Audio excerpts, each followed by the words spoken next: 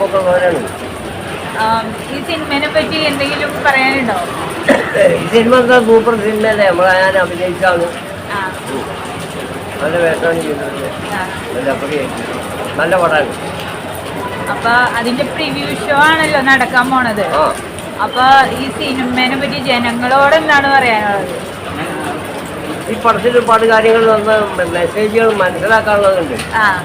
പടത്തിലെ comedy ഉണ്ട്, കഥ ഉണ്ട്, ഒക്കെ ഉണ്ട്.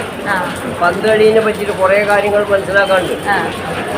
ഇതൊക്കെ കൂടി നിറഞ്ഞൊരു പടമാണ്.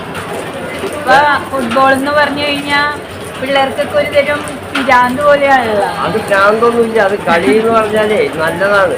പന്ത് കളി വ്യായാമത്തിന് നല്ലതാണ്. പഴയ കാലത്തുണ്ട് ഞങ്ങളൊക്കെ കളിക്കുന്ന കാലത്ത് ഊതി കാറ്റടിക്കുന്ന പന്താണ്.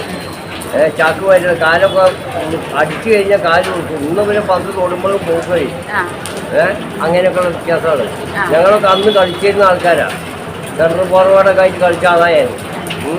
അപ്പം ആ പരിചയമുണ്ട്, അതുകൊണ്ട് നന്നായിട്ട് ചെയ്യാൻ പറ്റിയെന്ന് എൻ്റെ മനസ്സിലുള്ളത്. ബാക്കി ജനങ്ങളാണ് അഭിപ്രായം പറയുന്നത്. അപ്പൊ ഇന്ന് പ്രിവ്യൂ ഷോ രണ്ട് കാലിനാണ്. എന്റെ കുട്ടി നല്ലതെന്ന് ഞാൻ പറയും. നാട്ടുകാർ പറഞ്ഞ കുട്ടി നന്നു. എന്റെ കുട്ടി എനിക്ക് നല്ലതാണ്.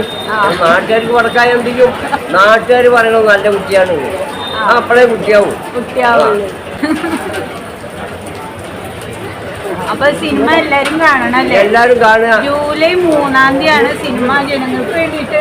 ജൂലൈ 3-ാം തീയതിയാണ്. അപ്പൊ കേരളത്തിലെ ജനങ്ങൾ എല്ലാവരും, മലയാളികളും മറ്റുള്ളവരും എല്ലാവരും കാണുക. ബോളാഗോളം വിജയിപ്പിക്കുക. ഇത്ര മാത്രമേ ഉണ്ണിനായർ നിങ്ങളോട് പറയുള്ളൂ. നന്ദി, നമസ്കാരം.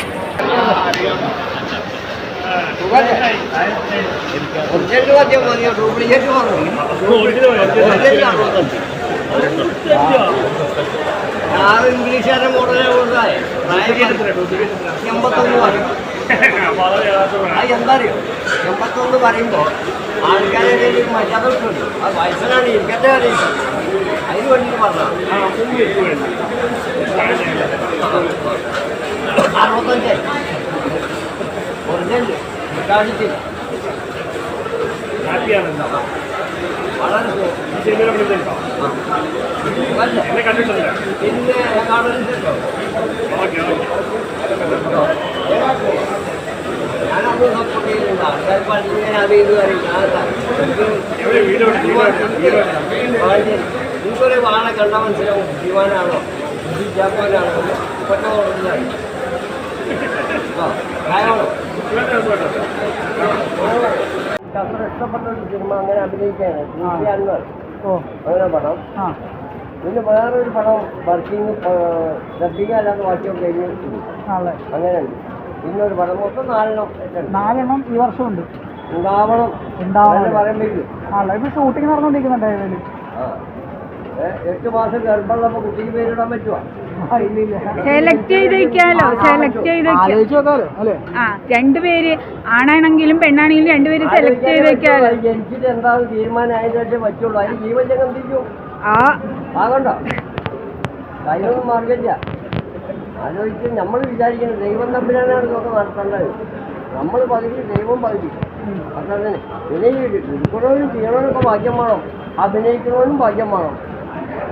അതൊക്കെ തന്നെ അതിൻ്റെ കാര്യം. ബാക്കിയൊക്കെ ഇനി ബോളാഗോളം കണ്ടിട്ട് പറയാം. ബാക്കിയൊക്കെ പടം കാണുക, എന്താണ് ബോളാഗോളം കാണുക.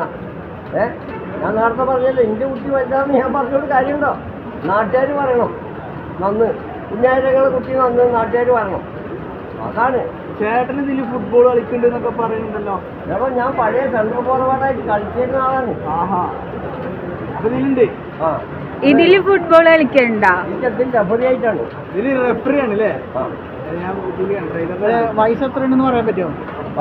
പ്രായം ഒരു നടനോട് ചോദിച്ചാലും പ്രായം പറയോ? എന്നാലും പറയൂ. നല്ലൊരു ഏകദേശം ഒറിജിനൽ പറഞ്ഞ ഡ്യൂപ്ലിക്കേറ്റ് ഞാൻ പറയുകയാണെങ്കിൽ 81 എന്ന് പറയും.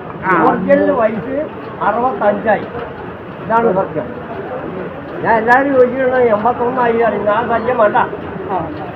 ഒറിജിനൽ വയസ്സ് 65. ഇതാണ്.